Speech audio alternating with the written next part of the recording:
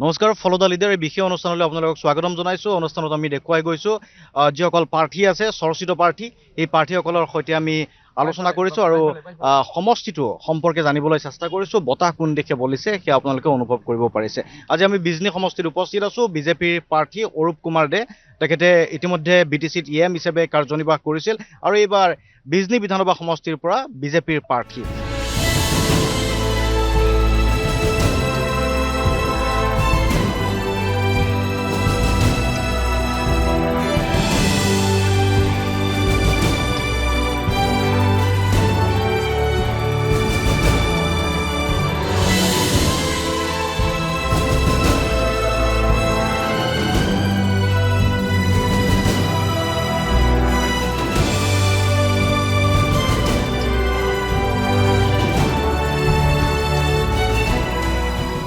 এইবাৰ বিধানসভাত নামিছে আপুনি আৰু প্ৰচাৰ ইতিমধ্যে তীব্ৰ কৰি তুলিছে, কিমান দূৰ আশাবাদী? আশাবাদী, নিশ্চয় আশাবাদী জিকিম, কিয়নো এইবেলি BPF, BJP আৰু AGP তিনিটা দল একলগ হৈ আগন্তুক দিনত NDA চৰকাৰ বনাব। BTCত আপোনালোকে জানে যে BPF দল বহুত শক্তিশালী দল, এইবেলি 28টা চিট দখল কৰিবলৈ সক্ষম হৈছে আৰু আমাৰ BJP গোটেই অসম জুৰি BJP দলৰ সাংগঠনিক ভেটি আৰু ৰাইজৰ সঁহাৰি যথেষ্ট ভাল। মুখ্যমন্ত্ৰী ডাঙৰীয়াৰ ওপৰত মানুহৰ আস্থা যথেষ্ট বেছি, আমাৰ হাগ্ৰাম মৈলী ডাঙৰীয়াৰ প্ৰতি আস্থা। তো সেইমতে ৰাইজ BPF আৰু BJPৰ ফালে আছে আৰু AGPৰ ফালে আছে। তো তিনিটা দল একলগ হৈ মোক প্ৰাৰ্থী হিচাপে প্ৰক্ষেপ কৰিছে। ৰাইজ BPFৰ সমৰ্থকসকলে, AGPৰ সমৰ্থকসকল, আমাৰ BJPৰ সমৰ্থকসকল, সেইকাৰণে আশাবাদী, নিশ্চয় আশাবাদী NDA জয়যুক্ত হ'ম। BTC চৰকাৰতো আপুনি আছিল, নিৰ্বাচন খেলিছিলে, আপুনি EM হৈছিল, কিমান সুবিধা হৈছে EM হোৱাৰ পাছত এতিয়া এই নিৰ্বাচনটোত অৱতীৰ্ণ হোৱাৰ বাবে? চাওক, বিজনী সমষ্টিত কৰিবলগীয়া বহুত কাম আছে। বিজনী বিধানসভাত আগত বিফ'ৰ 30টা বছৰত বিজনী যেনেকুৱা চাব ডিভিজন উন্নয়ন হ'ব লাগিছিল, সেনেকুৱা উন্নয়ন কিন্তু আপোনাৰ মহকুমা হিচাপে হোৱা নাই। তো এইবেলি NDA প্ৰাৰ্থী BPF আৰু BJP একেলগে চৰকাৰ কৰি আগন্তুক দিনত বিজনী বিধানসভা সমষ্টিত অসম চৰকাৰৰ যিবিলাক আঁচনি উন্নয়ন এইবিলাক গোটেই ইয়াতে ৰূপায়ণ কৰিব লাগিব, ইমপ্লিমেণ্ট কৰিব লাগিব। কিন্তু BTCত পুঁজি বহুত কম থাকে, ফাণ্ড বহুত কম থাকে BTC গভৰ্ণমেণ্টৰ। তো সেইমতে EM হিচাপে থাকি পেলাই আপোনাৰ ইমান উন্নয়ন কৰাটো কিন্তু সম্ভৱ হৈ নুঠে। যাৰ কাৰণে এইবেলি যিহেতু বিধানসভা ইলেকশ্যনত মই প্ৰাৰ্থী হিচাপে NDAৰ প্ৰাৰ্থী অৰূপ কুমাৰ দে, মই নিশ্চয় আশাবাদী যে মুখ্যমন্ত্ৰী ডাঙৰীয়াৰ পৰা যথেষ্ট সহায়, তেখেতে যথেষ্ট চেংচন, বিভিন্ন ধৰণৰ এডুকেশ্যন হওক, হেল্থ হওক, ৰাস্তা হওক, দলং হওক বা বিভিন্ন ধৰণৰ চৰকাৰী যিবিলাক মহিলা উদ্যমিতা ডোৰ টু ডোৰ আই মাতৃসকলক সুবিধা প্ৰদান কৰি আছে। তো মই ভাবোঁ যে নিশ্চয় বিধানসভা আগৰ পৰা বহুত চেঞ্জেছ হ'ব। BTCত আপোনাক BJPয়ে আচলতে প্ৰক্ষেপ কৰিছে নেকি? তেওঁলোকৰ এগৰাকী ডাঙৰ নেতা বনোৱাৰ ভৱিষ্যতে কল্পনা আছে নেকি? কাৰণ আপুনি BTCত গৈছিল, এইবাৰ BTCত আপুনি পৰাজিত হৈছে, কিন্তু পুনৰ আপুনি বিজনীত টিকট লাভ কৰিছে। নেতৃত্বই আপোনাৰ ওপৰত সেই আস্থা ৰাখিছে নেকি? হয়, চাওক, যোৱা যিটো মোৰ BTC পাৰিষদত মোৰ পৰাজয় হোৱাৰ কাৰণটো অলপ বেলেগ আছিলে। তো খুব কম ভোটত হেৰিটো হৈছে, কিন্তু ৰাইজৰ মেণ্ডেটটো আছিল আৰু মই জিকিছোঁ। যদি সেই নিৰ্বাচন EVMত হ'লে হয় তেনেহ'লে মই জিকি গ'লোঁ হয়। আৰু 1700 ভোট মোৰ ৰিজেক্ট হৈছিল যিটো বেলট, আৰু মই 1300 ভোটত পৰাজয় হৈছোঁ। তো যিটো কাগজ সেইকাৰণে ৰিজেক্ট হৈছে। যদি EVM মেচিনত হ'লে হয় তেনেহ'লে মেণ্ডেট হিচাপে মই জিকিছোঁ। তো সেইকাৰণে মই ভাবা নাই যে মই পৰাজয় হৈছোঁ, কিন্তু কাগজৰ কাৰণে মই পৰাজয় হৈছোঁ। ৰাইজে মোক জিকাইছে। তো মই ভাবোঁ যে আগন্তুক দিনত অসম ভিত্তিত পলিটিক্স ৰাজনীতি কৰিলে আৰু দলৰ কাম কৰিলে, ৰাইজৰ সেৱা কৰিলে এনেই প্ৰমোশ্যনটো হয়। মই নাভাবোঁ যে কোনেবা কাক বা বনাই বা কোনেবা হেৰি কৰে। দলে চাই কোনে কাম কৰিছে, কাৰ ৰাইজৰ প্ৰতি মৰম আছে, কোনে গৈ ৰিপ্ৰেজেণ্টেটিভ হিচাপে দুখীয়া দৰিদ্ৰ ব্যক্তিসকলৰ বিভিন্ন চৰকাৰী আঁচনিবিলাক ঘৰে ঘৰে গৈ দিব পাৰে, সেই কামবিলাক মই কৰিম। আৰু এইবিলাক কাম কৰিলে অট'মেটিক মানুহে ভাল পাব, ৰাইজে ভাল পাব। সেইটো কাৰণ, আৰু বেলেগ একো নাই। বিজনী সমষ্টিত বিভিন্ন জাতি জনগোষ্ঠী আছে, ইয়াতে জাতি জনগোষ্ঠী বাস কৰে। সেই জাতি জনগোষ্ঠীসকলৰ আপোনাৰ প্ৰতি সমৰ্থনটো কি ধৰণৰ আছে? শুনক, সমৰ্থন মোৰ প্ৰতি বুলি ক'লে ভুল হ'ব, সমৰ্থন দলৰ প্ৰতি আছে। ইয়াতে আপোনালোকে জানে যে BPFৰ সমৰ্থক বহুত বেছি, BPFৰ দলীয় কৰ্ম বহুত বেছি। BJP দলৰ কৰ্মী আৰু সাংগঠনিক ভেটি বহুত শক্তিশালী। BJP দলৰ সমৰ্থক বহুত বেছি।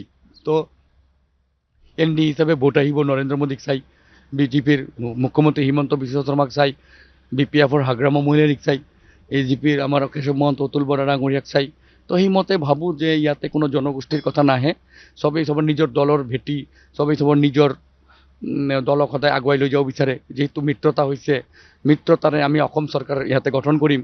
তো সেইকাৰণে ইয়াতে কোনো জাতি জনগোষ্ঠীৰ কথা নাই। NDA হিচাপে য'ত BPF খেলিছে তাতে আমি BJP জিকাই আছোঁ, য'ত BJP খেলি আছে তাত BPF আৰু AGP জিকাই আছে। So' this is good understanding between BPF and BJP। মই ভাবোঁ যে ইয়াতে কোনো ব্যক্তিত্ব প্ৰশ্ন নাহি, ইণ্ডিভিজুৱেল নয়, মানে there is no any individual discussion, just only NDA হিচাপে, দল হিচাপে ইয়াৰ পৰা বিপুল ভোট লৈ জয়যুক্ত হ'ম। হাগ্ৰামা মহিলাৰীক দেখিছোঁ আপোনাৰ ইয়াতে আহি প্ৰচাৰ চলাই আছে। হাগ্ৰামা মহিলাৰীৰ আপুনি তেখেতৰ নিজৰ প্ৰাৰ্থী বুলি তেখেতে দাবী কৰিছে। গতিকে ভোটাৰসকল, যিসকল BPFৰ ভোটাৰ আছে, সেই কৰ্মীসকলে আপোনাৰ হৈ যিটো প্ৰচাৰ অভিযান, এই প্ৰচাৰ অভিযানত নামিছেনে নমনে? শুনক, মুখ্যমন্ত্ৰী ডাঙৰীয়া প্ৰচাৰ চলাই গ'লে ডাঙৰ প্ৰায় 50,000 মানুহ হৈছে। আৰু হাগ্ৰামা মহিলাৰীৰ দায়িত্ব যিহেতু BTCৰ প্ৰধান, তেখেতৰ দায়িত্ব 15টা চিট জিকাই দিয়া। তো সেইকাৰণে তেখেতে মোক নিজা বুলি ভাবি লৈছে, তেখেত আৰু BJP বুলি ভবা নাই। কাৰণ যিহেতু NDA হিচাপে কথা আহিছে আৰু ইয়াতে BTC চৰকাৰ চলি আছে, তেখেতে প্ৰধান, আগন্তুক দিনত তেখেতে BTC চলাব। তো সেইকাৰণে মই জয়যুক্ত হোৱাৰ পিছতো মই BJP NDA চৰকাৰ হিচাপে, বিধায়ক হিচাপে মই যিমান উন্নয়ন কৰিম তাতকৈ বেছি আৰু আমাৰ হাগ্ৰামা মহিলা ডাঙৰীয়া উন্নয়ন কৰিব। সেইকাৰণে তেখেতে মোক নিজৰ কেণ্ডিডেট বুলি ভাবি পেলাই তেখেতে মানে এটলিষ্ট 8বাৰমান আহিলে বিজনীত, 8বাৰ প্ৰত্যেকটা ব্লক ৱাইজ ৰিভিউ মিটিং কৰি আছে, ৰাজহুৱা মিটিং কৰি আছে, আৰু কেনেকুৱা ক'ত কি ডেমেজ আছে এই ডেমেজবিলাক ৰিপেয়াৰ কৰি আছে। তো মই বহুত ভাল লাগিছে, হাগ্ৰামা মহিলা ডাঙৰীয়া একদম বেলেগ কোনো BJP AGP বুলি ভবা নাই, নিজৰ মানে কেণ্ডিডেট ভাবি পেলাই দিনে ৰাতি কাম কৰি যে ইয়াৰ পৰা তেখেতে ধুনীয়া এটা পৰিৱেশ বনাই দিলে। সেইকাৰণে মই হাগ্ৰামা মহিলাৰীক ধন্যবাদ দিছোঁ, আমাৰ জয়ন্ত মল্ল বৰুৱা ডাঙৰীয়াক ধন্যবাদ দিছোঁ, হিমন্ত বিশ্ব শৰ্মা ডাঙৰীয়াক ধন্যবাদ দিছোঁ যে তেখেতসকলে ধুনীয়াকৈ এই চিটটো পজিশ্যনটো অলপ টাফ আছিলে, কিন্তু আজিৰ দিনত এই টাফ চিটুৱেশ্যনটো নাই, খুব ৰিকভাৰী হৈ গ'ল। তো অহা 9 তাৰিখ মানুহ ভোট সাব্যস্ত কৰিব। তো মই আপোনাৰ অসম লাইভ চেনেলক মই জনাব বিচাৰিছোঁ যে এই বিজনী বিধানসভা চিট কমচে কম 20-25 হাজাৰ মাৰ্জিনত আমি জয়লাভ কৰিম। প্ৰতিদ্বন্দ্বী যিহেতু আছে নিৰ্বাচন, গতিকে কমল সিং নাৰ্জাৰী UPPLৰ পৰা প্ৰতিদ্বন্দ্বিতা আগবঢ়াইছে, তেখেতে পূৰ্বৰ বিধায়ক আছিল। কিমান শক্তিশালী বুলি ভাবে, প্ৰত্যাহ্বান বুলি ভাবে তেওঁক? কোনো প্ৰত্যাহ্বান নাই। এই বিজনীৰ পৰাই কমল সিং নাৰ্জাৰী যোৱাবাৰ MLA খেলিছিল, বিজনীবাসীৰাই যোৱাবাৰী তাক হেৰাই দিছে, বিজনীবাসীৰাই যোৱাবাৰী তাক হেৰাই দিছে, আৰু এই মানুহজন প্ৰশ্নই নাহে। আৰু মই এইবাৰ প্ৰথমবাৰ ইয়াতে নামিছোঁ, আৰু BJP আৰু BPF, তো ইয়াতে প্ৰশ্নই নাহে। আৰু তেখেতো এইবাৰ নামিছে আৰু কি হয়, মানে UPPLৰ হয়। UPPL দলত আপুনি জানে যে আজি ডাঙৰ ডাঙৰ নেতা BPPLৰ চব এৰি গুচি গৈ আছে, BPFত যোগদান কৰি আছে, তেওঁৰ খহনীয়া হৈ গ'ল, দলৰ কোনো সাংগঠনিক ভেটি নাই। আজি 5 তাৰিখ, অহা 6 তাৰিখ আৰু 7 তাৰিখ ইলেকশ্যন, না এটা মিটিং হৈছে, নাই কোনো ডাঙৰ মিটিং নাই, কোনো ৰাজহুৱা মিটিং নাই, কোনো বেনাৰ নাই, কোনো পোষ্টাৰ নাই, কোনো বুথ কমিটি নাই, কোনো দল সংগঠন নাই, যাৰ কাৰণে সবাই নহয়। ডাঙৰটো বাদ দিয়ক, ব্লক লেভেলৰো মিটিং হোৱা নাই। তো সেইটোত কি বুজায় যে তাৰমানে তেওঁলোকে বহুত তলত পৰি গৈছে, কাৰণ NDAৰ লগত যুঁজ দিবলৈ শক্তি তেখেতসকলৰ নাই, শক্তিটো নাই। আজি ইমান ডাঙৰ 3টা দল একলগ হৈ মানে আমি অসমত মানে অৱতীৰ্ণ হৈছোঁ। তো এই UPPL দল আজিৰ দিনত সৰু হৈ গ'ল দল, তো এই শক্তিটো নাই যে NDAৰ লগত যুঁজ দিব। ব্যক্তিগত আপুনি বিজনীত কম সময় পালে নেকি? হয়, কম পালেও দলে মোক আগুৱাই লৈ গৈছে। মানুহৰ দিয়া যে সুবিধাবিলাক, যে আস্থা, সেই আস্থাই মোক আগুৱাই লৈ গৈছে। দলৰ যিবিলাক মানে এক্টিভিটিছ, মানে BPF কওক BJP কওক, সেই এক্টিভিটিছে মোক বহুত আগুৱাই লৈ গৈছে, যাৰ কাৰণে মোৰ বস্তুটো সহজ হৈ উঠিছে, নহ'লে বহুত টাফ হ'লে হয়। বিজনীবাসী ৰাইজে হয়তো ইয়াৰ পূৰ্বে আপোনাক পাইছে, কিন্তু বিধায়কৰ প্ৰাৰ্থী হিচাপে প্ৰথমবাৰৰ বাবে পাইছে। কিছু ব্যক্তিগত কথাও জানিব বিচাৰিব যে কিয় আপুনি ৰাজনীতিত কিয় আহিল, নিৰ্বাচনত কিয় মন মেলিলে? নহয়, ৰাজনীতিটো মই আগতে আহিলোঁ না, এইটোতো নহয়, এইটোতো বিধানসভাহে। মই ৰাজনীতিত কিয় আহিছোঁ জানে? ৰাজনীতিত অহাটো মানে একচুৱেলি কোনেও ক'তো নাহে, টাইমে আৰু ভাগ্যে ঠেলি দিয়ে। ৰাজনীতি বুলি কথা নহয়, এইটো যোনে যোন এংগেলত থাকে, য'ত মানে ব্যৱসায় হওক, চাকৰি হওক বা ৰাজনীতি হওক, টাইম এণ্ড ভাগ্য যেতিয়া যি মুহূৰ্তত ঠেলি দিব সেইটোৱে জীৱনত গৈ পৰিণত হয়। তো সেইমতে ময়ো মোৰ ভাগ্য টাইমে মোক মোক ৰাজনীতিত ঠেলি দিলে। তো যাৰ কাৰণে মই BTCত ইলেকশ্যন খেলিলোঁ, জিকিলোঁ, হ'লোঁ। এইবাৰ মই ভাবিছোঁ যে ৰিজনেল পলিটিক্সটো কৰিলোঁ, এতিয়া মই অসম লেভেলত পলিটিক্স অলপ যাওঁ, কাৰণ অসম লেভেলত পলিটিক্স কৰিলে ডাঙৰ স্পেচ পাম কাম কৰাৰ কাৰণে। তো সেইকাৰণে আহিছোঁ আৰু আশা ৰাখিছোঁ ভাল হ'ব। বিভিন্ন জাতি জনগোষ্ঠীৰ সমস্যাও ভিন্ন ভিন্ন থাকে। বঙালী সম্প্ৰদায়ৰ সমস্যা কিছু আছে, বড়ো জনগোষ্ঠীৰ সমস্যা কিছু আছে। এই সমস্যাসমূহক লৈও আপুনি অৱগত হৈছে নে, সমাধানৰ কথা চিন্তা কৰিছে নেকি, বা ৰাইজে দাবী কৰিছে নেকি যে আপোনাক বিধায়ক হিচাপে নিৰ্বাচন কৰিব, আপুনি এইখিনি কাম কৰি দিয়ক?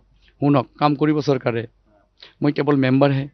মই সমস্যাবিলাক মই প্ৰপ'জ কৰিম মুখ্যমন্ত্ৰী ডাঙৰীয়াৰ ওচৰত, মই প্ৰপ'জ কৰিম যি চৰকাৰৰ ওপৰত, মানে চৰকাৰত প্ৰচেছ কৰিম। তো এতিয়া চৰকাৰত যোনে যোনে চৰকাৰ চলাব, মই কেৱল সদস্যহে থাকিম। তো সদস্য হিচাপে যিবিলাক সমস্যা আছে জাতিগত, এইবিলাক মই মুখ্যমন্ত্ৰী ডাঙৰীয়াৰ ওচৰত বা আমাৰ BTCৰ প্ৰধান হাগ্ৰামা ডাঙৰীয়াৰ ওচৰত মই প্ৰপ'জ কৰিব পাৰিম যে এইখিনি সমস্যা। তো যিহেতু চিফ, মই MLA, মোৰ এপ্ৰুভালত সমস্যা সমাধান নহয়। তো নিশ্চয় মই প্ৰত্যেকটা জাতি জনগোষ্ঠীৰ মাত মাতিম, যিটো মেইন সমস্যা আছে। আজি বড়ো কওক, বেংগলী কওক, বা কোচ ৰাজবংশী কওক, অসমীয়া কওক, আদিবাসী কওক, I will represent on behalf of all caste and communities. So মই ভাবোঁ যে নিশ্চয় ভালেই হ'ব, আৰু ভাল হোৱাটো আমি বিচাৰোঁ, কিয়নো প্ৰত্যেকে নিজা নিজা অধিকাৰ লৈ জীয়াই থকাটো চবেই বিচাৰে। তো মই ভাবোঁ আজিকালি ইমান সমস্যাও নাই। BJP চৰকাৰ হোৱাৰ পিছত যিমান জাতি জনগোষ্ঠীৰ সমস্যা আছে অলম'ষ্ট প্ৰায় সমাধান হৈছে। আজি ক'ত আৰু ইমান সমস্যা আছে? আৰু গণতন্ত্ৰ যিমান দিন থাকিব, ডেম'ক্ৰেচি যিমান দিন থাকিব, ৰাইজৰ সমস্যা থাকিবই। লাইফ যিমান দিন আছে, জিন্দগী যিমান দিন আছে, মৰাৰ আগদিনলৈকে প্ৰব্লেম থাকিবই, মৰাৰ আগদিনলৈকে টেনশ্যন থাকিবই। টেনশ্যনেৰ অবিহনে মানুহ লাইফ নহয়, টেনশ্যনেৰ মানে প্ৰব্লেমৰ অবিহনে মানুহ লাইফ নহয়। চ' সমস্যাৰ অবিহনে ৰাজনীতি নহয়। সমস্যা থাকিবই, তাৰ মাজতে সলভ কৰি কৰি যাই থাকিব লাগিব। দায়িত্ব পালে মানুহে দক্ষতাটো পৰীক্ষা হয়। আপুনিও দায়িত্ব পাইছিল হিচাপে। নিজৰ কাৰ্যকলাপ লৈ আপুনি কিমান দূৰ নিজে সুখী যে মই এই কামখিনি কৰিলোঁ, যাক লৈ আপুনি গৌৰৱ কৰিব পাৰে? নহয়, গৌৰৱৰ বস্তু একো নাই, কাৰণ আজিৰ দিনত এক্সিলেঞ্চিৰ মাৰ্কেট, কোনে কিমান এক্সিলেণ্ট মাৰিব পাৰে। আজি আৰ্মিত আপুনি যদি দৌৰ দিব যায়, আপুনি যদি বেটেলিয়নত দৌৰিব যায়, তেনেহ'লে কিন্তু চবেই কিন্তু ভাল দৌৰে, টাইমত কভাৰ কৰি ল'ব যে 1 ঘণ্টাত 12 কিলোমিটাৰ দৌৰিব লাগে, বা 30 ছেকেণ্ডত 12 মিনিটত আপোনাৰ 3 কিলোমিটাৰ দৌৰিব লাগে, এনেকুৱা থাকে। তাৰে ভিতৰত কিন্তু এক্সিলেঞ্চিৰ কথা আহি যায়। তো আজিৰ মানে ৰাজনীতিত এক্সিলেঞ্চি আহিছে, কোনে কিমান এক্সিলেণ্ট মাৰিব পাৰে। তো মই যেতিয়া আছিলোঁ, তো এক্সিলেঞ্চি মাৰিবৰ কাৰণে টাইম বহুত কম আছিলে। উইথিন 5 ইয়াৰ্ছ, 5 বছৰৰ ভিতৰত এক্সিলেণ্ট মাৰাটো কিন্তু বহুত সম্ভৱ নহয়। আজি আমাৰ মুখ্যমন্ত্ৰী ডাঙৰীয়া হিমন্ত বিশ্ব শৰ্মা, তেখেত কিন্তু মানে 21-22 বছৰ ৰাজনীতি কৰাৰ পিছতহে তেখেত মুখ্যমন্ত্ৰী হৈছে, হয়নে নহয়? তো সেইকাৰণে তেখেতে সেই এক্সিলেঞ্চি মাৰি মাৰি এক্সপিৰিয়েঞ্চ গেডাৰ কৰি কৰি তাৰপৰা মুখ্যমন্ত্ৰী হৈছে। তো মই ভাবোঁ যে যিকোনো মানে মানে 5 বছৰ বা 10 বছৰত মেকআপ নহয়, অন্তত 20 বছৰমান প্ৰয়োজন আপোনাৰ এই এক্সিলেঞ্চি। তো মই 10 বছৰ 15 বছৰ মই থাকিলে নিশ্চয় হয়তো মই গৌৰৱ বা সুখী অনুভৱ কৰিলোঁ হয়। কিছুমান এনেকুৱা আঁচনি আছে ইমপ্লিমেণ্ট কৰাত, মানে প্ৰপ'জ কৰি পেলাই DPR, কনছ পেপাৰ এইবিলাক বনাই 1-2 বছৰ এনেই গুচি যায়, গম পাইছেনে? তাৰপিছত সেইটো আৰু মানে কমপ্লিট হোৱাতে আৰু 2-3 বছৰ গুচি যায়। So' it's very short to complete within 5 years. So' at least 10 years 15 years হ'লে মোক ক'ব পৰা যায়। সমষ্টিবাসীয়ে যদি প্ৰাৰ্থী হিচাপে চায়, এফালে আপোনাৰ ছবিখন আহিব, এফালে কমল সিং নাৰ্জাৰীৰ ছবিখন আহিব। আপুনি এগৰাকী যুৱ প্ৰজন্মকো প্ৰতিনিধিত্ব কৰে, আপুনি বয়সত কমল সিং নাৰ্জাৰীতকৈ সৰু, কনিষ্ঠ। গতিকে এফালে অভিজ্ঞ ব্যক্তি আৰু আনফালে নিজে কৰ্মদক্ষ বা আগবাঢ়ি যাব পৰাকৈ আপোনাৰ এটা উৰ্জা এটা আছে। গতিকে ৰাইজে বিবেচনাটো কেনেকৈ কৰিব বুলি আপুনি ভাবে? মই আপোনাক অলপ আগতেই ক'লোঁ, ৰাইজে অলৰেডি বিবেচনা কৰি যোৱাবাৰ তাক হেৰাই দিলেই। যোৱাবাৰেই হৈ গ'ল, আৰু নতুন বিবেচনাৰ কি কথা আছে? যোৱাবাৰ তেখেত খেলিলেই, যোৱাবাৰ খেলি পেলাই তেখেতে হাৰিলে, আৰু নতুনকৈ ৰাইজে কি বিবেচনা কৰিব? যোৱাবাৰতো এই ভোটাৰেই আছে না, এনেকুৱাতো নহয় যে বেলেগ ভোটাৰ এইবাৰ ভোট সাব্যস্ত কৰিব। এই লোকেল মানুহে কৰিছে। তো আৰু এইবেলিতে UPPL, তো আপুনি তো জানেই বিপিএলৰ পৰিৱেশটো বৰ্তমান কি হৈ আছে। মই তো ক'বলগীয়া একো নাই না। ৰাইজৰ কমপ্লিট ভোট, ৰাইজ ক'ত ভোট দিব? আমাৰ মানে হেৰিত শিকাইছে যে নেশ্যন ফাৰ্ষ্ট, নেশ্যন ফাৰ্ষ্ট বুলি কৈছে না। তাৰপিছত হ'ল আপোনাৰ দল, তাৰপিছত ব্যক্তিত্ব। তো সেইকাৰণে ব্যক্তিত্ব মোৰ ছবিটোৰ কথা ইয়াতে থাৰ্ড। মানুহ আগতে চাব যে কোন দল, মিছন ভিছন কি, কাৰ প্ৰতি আস্থা, সেইমতে সেই ভোটটো সাব্যস্ত কৰিব। তো ৰাইজে এতিয়া কমপ্লিট হিমন্ত বিশ্ব শৰ্মা আৰু হাগ্ৰামা মহিলাৰ দুজনৰ প্ৰতি আস্থা, যাৰ কাৰণে হাগ্ৰামা মহিলাৰ 28টা চিট পাইছে যোৱাবাৰ। ইমান কিয় চিট পাইছে? বিকজ মানুহ ৰাইজক হাগ্ৰামাক ভাল পায়। হাগ্ৰামা মহিলাৰীক ভাল পায় কাৰণেই 28টা চিট হাগ্ৰামা মহিলাৰী পাইছে। আৰু মুখ্যমন্ত্ৰী হিমন্ত বিশ্ব শৰ্মাক ৰাইজে ভাল পায় কাৰণে এইবাৰো আপোনাৰ অধিক সংখ্যক চিট ওলাই আহিব। তো এতিয়া সেইকাৰণে মই কৈছোঁ কি আগতে অলপ যে মানুহ কিন্তু মোদীক চাই, নৰেন্দ্ৰ মোদীক চাই, হিমন্ত বিশ্ব শৰ্মাক চাই আৰু আমাৰ হাগ্ৰামা মহিলাৰীক চাই, এজিপি দলৰ কাৰ্যকৰ্তাক চাই 80% ভোট হ'ব। তাৰপিছত 20%টো মোৰ হ'ব, মোৰ হ'ব। যিহেতু আঁচনিৰ কথা মুখ্যমন্ত্ৰীগৰাকীয়ে কৈ গৈছে বা প্ৰতিটো সমষ্টিতে আঁচনিৰ প্ৰভাৱ নিৰ্বাচনত কিছু কিছু পৰিমাণে পৰিছে। আপোনাৰ ইয়াতে আঁচনিসমূহ কেইজনে ৰূপায়ণ কৰা হৈছে? নহয়, মইতো এতিয়াও বিধায়ক হোৱা নাই, মই আৰু কি ক'ম দিয়ক। পূৰ্বে সমষ্টি মই ক'ব, মই ইমান হেৰিও নাই। মই পটককৈ টিকেট পালোঁ, দলে মোক টিকেট দিলে, টাইমেই নাপালোঁ। সেইকাৰণে মই এইবিলাক চোৱা নাই কি কি হৈছে নহৈছে। হৈছে চৰকাৰে যিবিলাক অৰুণোদয়, মহিলা উদ্যমিতা, নিযুত মাইনা, ৰঙা স্কুটি, তাৰপিছত আপোনাৰ এই নতুন ঘৰ, PMGSY ঘৰ, এইবিলাক চবেই পাইছে, চৰকাৰী আঁচনিবিলাক পাইছে। আৰু যিবিলাক মানুহ বঞ্চিত হৈ আছে, ডিপ্ৰাইভ হৈ আছে, সেই মানুহবিলাকক আকৌ মানে ইনভলভ কৰাব লাগিব। প্ৰতিদিনে কিমান সময়কৈ আপুনি সময় দিবলগীয়া হৈছে? সময় ৰাতি 2টা, 3টা, 4টা। এতিয়া আৰু অলপ এটা দিন বাকী আছে, 2টা দিন বাকী আছে। তো ইমান দিন কষ্ট কৰিলোঁ, সেইকাৰণে কাম কৰি আছোঁ। আৰু বহুত ডাঙৰ হ'ব। এতিয়া মই সৰু সৰু কৰি আছোঁ, যিবিলাক গাঁৱত 10জন 15জন লিড লয়, এই লিড লোৱা মানুহবিলাকক এতিয়া মই অলপ অলপ খালি চিনাকিটো দি আছোঁ। Everything is okay. এতিয়া মোটামুটি চব ভাল লাইনত আহি গৈছে। অহা 7 তাৰিখ 11টা বজাত আপোনাৰ প্ৰায় 20,000 মানুহ লৈ ইয়াতে ডাঙৰ ৰোড শ্ব' হ'ব। বিজনী টাউনৰ মজমজিয়াত প্ৰায় 20,000 মানুহ হ'ব। 20,000 মানুহ লৈ ইমান ডাঙৰ ৰোড শ্ব' হ'ব, ভাল ভাইব্ৰেশ্যন হ'ব। তেতিয়া ৰাইজেও গম পাব যে মানুহ ইমান কেনেকৈ ওলাই আহিল।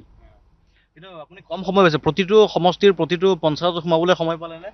সোমাইছোঁ, মই সোমাব পৰা নাই, কিন্তু আমাৰ দলীয় কাৰ্যকৰ্তা, আমাৰ দল AGP, BPF, BJPৰ প্ৰত্যেকটা কাৰ্যকৰ্তা সোমাইছে। আৰু পদমপুৰ ছবি দেখিলে আৰু BPF নাংগৰ ছবি চালে মানুহৰ সোমাবৰ দৰ নালাগে। অলৰেডি টেটুৰ নিচিনা চাপ পৰি গৈছে এতিয়া মানুহৰ, অসমবাসীৰ। এতিয়াতো খালি বডিত টেটুহে লগা নাই, টেটুহে মাৰা নাই, কিন্তু ইণ্টাৰনেলি টেটুটো মাৰি দিছে পদম। সেইকাৰণে খালি পদম চালেই হ'ল। ইয়াতে সংখ্যালঘু লোকো আছে, যথেষ্টখিনি ভোটাৰ আছে কিছু পৰিমাণে হ'লেও। সংখ্যালঘু মানুহ ৰাইজে এতিয়া ওলাই আহিছে, যিহেতু BPF আৰু BJP এক। আৰু সংখ্যালঘু ৰাইজে কিন্তু BPFক চৰকাৰ আনিছে। আৰু চৰকাৰে আকৌ আমাৰ NDAৰ লগত থাকিব বিচাৰিছে। বিকজ বহুত এনেকুৱা সংখ্যালঘু আই মাতৃ আছে যে এতিয়ালৈকে অৰুণোদয় পোৱা নাই, এতিয়ালৈকে তেখেতসকলে নিযুত মাইনা পোৱা নাই, এতিয়ালৈকে বহুত ঘৰ মানে পোৱা নাই। তো সেইকাৰণে তেওঁলোকে উন্নয়নৰ স্বাৰ্থত, শান্তিৰ স্বাৰ্থত আৰু মিত্ৰতা, ঐক্যতা, ভাতৃত্বতা স্বাৰ্থত আপোনালোকে এইবাৰ চাব যে সংখ্যালঘু ৰাইজ কিমান NDA হিচাপে ভোট সাব্যস্ত কৰে। পদম ফুলতি দিব। আপুনি যেনেকুৱা চাইছিলে দীপলু ৰঞ্জন শৰ্মা ডাঙৰীয়া চামগুৰিত পাইছিলে, পদম ফুলত আমাৰ সংখ্যালঘু, ধৰ্মীয় সংখ্যালঘু ভাইসকলে দিছিলে, ছেম এনেকুৱা বিজনীবাসী ৰাইজৰ এইবাৰ মানে ছেম পদম ফুলছবিত ভোট দিব।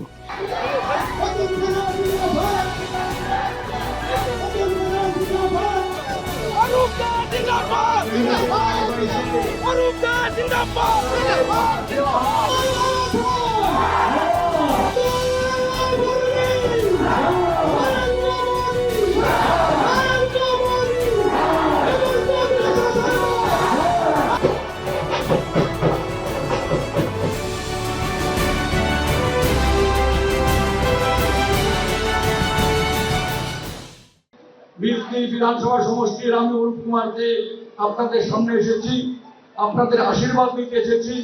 যে আগামী দিনে যে ইলেকশন অনুষ্ঠিত হবে 9 তারিখ, সেই ইলেকশনে জয়যুক্ত হয়ে সব জাতি জনগোষ্ঠীর পেছনে দাঁড়িয়ে সারা বিজলিবাসী জনসাধারণকে যেন এগিয়ে নিয়ে যায়, সেই সংকল্প এবং প্রতিজ্ঞাবদ্ধ নিয়ে মা কালী মন্দিরের সামনে আমি আপনাদেরকে কথা দিচ্ছি। আমি অরূপ কুমার দে এখানে এসেছি উন্নয়নের জন্য। এখানে লোকেল এবং চালানির কথা নেই, কথা হলো নেতৃত্ব, কথা হলো সরকারি সুবিধা, কথা হলো সমস্যার সমাধান। BPL, ADP, NDA.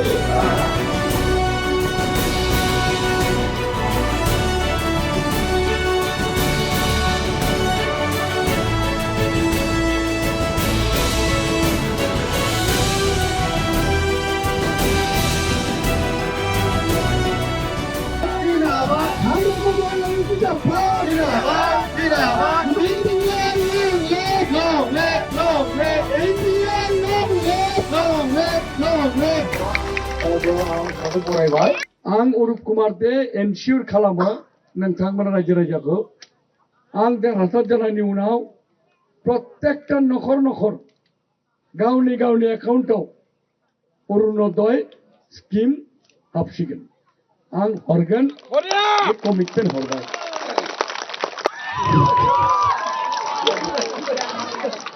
जिहेतु फैगौ सम एनडिए सरकार बानायगोन आं अरूप कुमार दे रायजो राजा नोंथांमोनखौ दानो डिक्लेयार खालामदों आं देरहासार जानायनि लोगो लोगो ब्लक प्रेसिडेन्ट करमेश्वर बिथांनि आखायाव 3000 अरुणोदय फन्ड आं हरसिगोन बैसागु फालिनो थाखाय बिफां नांगौ माने कत नांगौ रां कत नांगौ সন্মুখত বিধানসভা নিৰ্বাচন আৰু বিধানসভা নিৰ্বাচনৰ প্ৰাকখনত আমি সমষ্টিয়ে গৈছোঁ। আজি বিজনী বিধানসভা সমষ্টিত আহি উপস্থিত হৈছোঁ আৰু বিজনীত যিগৰাকী এনডিএ সমৰ্থিত প্ৰাৰ্থী অৰ্থাৎ বিজেপিৰ প্ৰাৰ্থী অৰূপ কুমাৰ দেৰ এখন সভাত আমি আপোনালোকক দেখুৱাইছোঁ। ইয়াতে এই যিটো সভা, সেই সভাস্থলীত যিসকল বড়ো জনগোষ্ঠীৰ ভোটাৰ ৰাইজ আছে তেওঁলোক আহি ইয়াতে একত্ৰিত হৈছে। মূলতঃ BPFক সমৰ্থন কৰে, এনডিএ প্ৰাৰ্থীগৰাকীক সমৰ্থন কৰি ইয়াতে আহি উপস্থিত হৈছে। বিজনী সমষ্টিৰ যি বিধানসভাৰ পৰিপ্ৰেক্ষিতত যি ধৰণৰ জনগাঁথনি, বিভিন্ন জাতি জনগোষ্ঠীয়ে ইয়াত বসবাস কৰে, গতিকে এই জাতি জনগোষ্ঠীক কি ধৰণে প্ৰতিনিধিত্ব কৰিব তাক লৈ আচলতে নিৰ্বাচনী সভাখনত স্থান পোৱা পৰিলক্ষিত হৈছে। যিগৰাকী প্ৰাৰ্থী আছে অৰূপ কুমাৰ দে বড়ো ভাষাতে আচলতে এইসকল লোকক সন্মুখত ভাষণ ৰাখিছে, চেষ্টা কৰিছে যাতে বড়ো ভাষাত ভাষণ ৰখাৰ পাছত এইসকল জাতি জনগোষ্ঠীৰ লোকে কিছু হ'লেও তেখেতৰ প্ৰতি সহানুভূতিটো আহে। আৰু হাগ্ৰামা মহিলাৰীয়ে বিভিন্ন সময়ত ইয়াতে প্ৰচাৰ চলাবলৈ আহিছে আৰু এয়া আপোনালোকে দেখিবলৈ পাইছে প্ৰচাৰৰ কিছু অংশ আমি আপোনালোকক দেখুৱাই গৈছোঁ। ইয়াতে UPPLৰ পৰা কমল সিং নাৰ্জাৰী আছে, কিন্তু তাৰ বিপৰীতে অৰূপ কুমাৰ দে এইবাৰ যিহেতু বিধানসভাত প্ৰতিদ্বন্দ্বিতা কৰিছে আৰু এই মুহূৰ্তত আপোনালোকে দেখিবলৈ পাইছে যিসকল বড়ো অধ্যুষিত অঞ্চলৰ ভোটাৰ আছে, ভোটাৰসকলে আদৰণি জনাইছে এই সভাখনত। আমি কিছু প্ৰাৰ্থীগৰাকীৰ সৈতেও লগতে কথা পাতিম। আন এখন সভাত আহি উপস্থিত হৈছোঁ। আমি কেইবাখনো সভা দেখুৱাইছোঁ। ইয়াতে আমাৰ বড়ো ভাইসকল উপস্থিত আছে, জনগোষ্ঠীৰ প্ৰতিনিধিসকল। আপুনি বড়ো ভাষাতে ভাষণ প্ৰদান কৰা পৰিলক্ষিত হ'ল। আপোনাৰ বড়ো ভাষাৰ ওপৰত ভাল দখল আছে? बर'दि कम नेকি आं एनडिएनि बिजाथि नालाय बिजनी विधानसभा समष्टिनि माने बांसिन रायजो राजा हाग्रामा सारनि सन्मान लाखिनो नागिरदों, हाग्रामा सारनि आखाइखौ शक्तिशाली खालामनो नागिरदों, ओमफ्राय हिमन्त सारनि आखाइ शक्तिशाली खालामनो नागिरदों। मोननै पार्टी फैगौ सम एनडिए सरकार बानायगोन। आं अरूप कुमार दे सानफ्रामबो सानो जे शक्तिशाली सरकार जानायनि उनाव आं बिजनीनि MLA बिजाथि MLA जानायनि उनाव गामि गामियाव जेरैबायदि प्रब्लेम दं, लामा जायाखै, दाबो दलं जायाखै, रायजो राजा अरुणोदय मोनाखै, आं MLA जानायनि लोगो लोगो नखर नखर रायजो राजाखौ अरुणोदय हरसिगोन, सरकारि जिकुनु सुबिदा हरसिगोन आरो बयबो मोजां मोनबाय, गासिबो मोजां मोनबाय, फंबाय बादि मोजां मोनबाय, एनडिए बिजाथि हिसाबै मोजां मोनबाय। आं कमिटमेन्ट हरबाय दिनैहाय आइजोफोरखौ जे आं देरहासारनि उनाव आं नखर नखर हाबनानै रायजो राजाखौ समस्या खालायगोन। ओंखायनो बिसोरो बिराद एक्साइटेड जाबाय। फैगौ सम बिबाराव भट हरनानै एनडिए केन्डिडेट आंनो बिजाथि देरहासार खालामगोन। গতিকে যথেষ্ট সংখ্যক লোক আছে ইতিমধ্যে আমি আপোনালোকক দেখুৱাইছোঁ আদৰণীয় জনাইছে আমি অন্য এখন সভালৈকে লৈ গৈছোঁ আৰু দেখুৱাম কি ধৰণে অৰূপ কুমাৰ দেক আদৰণি জনায়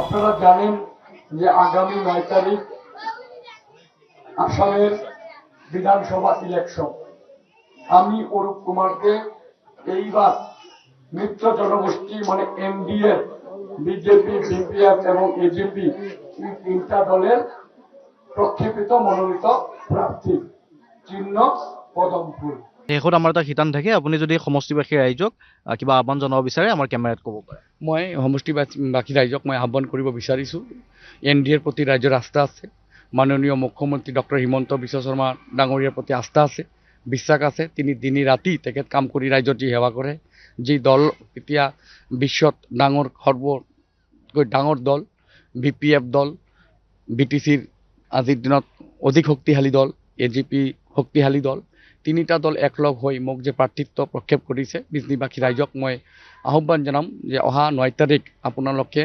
আপোনালোকৰ মহামূল্যৱান ভোট সাব্যস্ত কৰি এনডিএ প্ৰাৰ্থী তথা মোক জয়যুক্ত কৰাই দিয়ে আৰু আগন্তুক দিনত বিজনীবাসী ৰাইজৰ যি হেঁপাহ আছে যি আশা আছে বা যি মানে সপোন বা যি সুবিধাবিলাক পোৱা বাকী আছে আৰু বিজনীবাসী ৰাইজৰ বাবে যিবিলাক কাম কৰিবলগীয়া আছে ৰাস্তা হওক দলং হওক বিভিন্ন ধৰণৰ এডুকেশ্যন সেক্টৰ হেল্থ সেক্টৰত কাম কৰিব লগা হ'ল মই ইয়াৰ পৰা জয়যুক্ত হোৱাৰ পিছত মাননীয় মুখ্যমন্ত্ৰী ডাঙৰীয়াৰ পৰা হাগ্ৰামা মহিলাৰ পৰা মই যিমানখিনি উন্নয়ন কৰিব পাৰোঁ নিশ্চয় মই বিজনীবাসী ৰাইজৰ বাবে কৰিম মই সকলোকে আমন্ত্ৰণ জনাইছোঁ পদম ফুলৰ ছবিত আপোনালোকে অহা 9 তাৰিখ ভোট দি বিপুল ভোটেৰে জয়যুক্ত কৰাব বুলি আশা ৰাখিছোঁ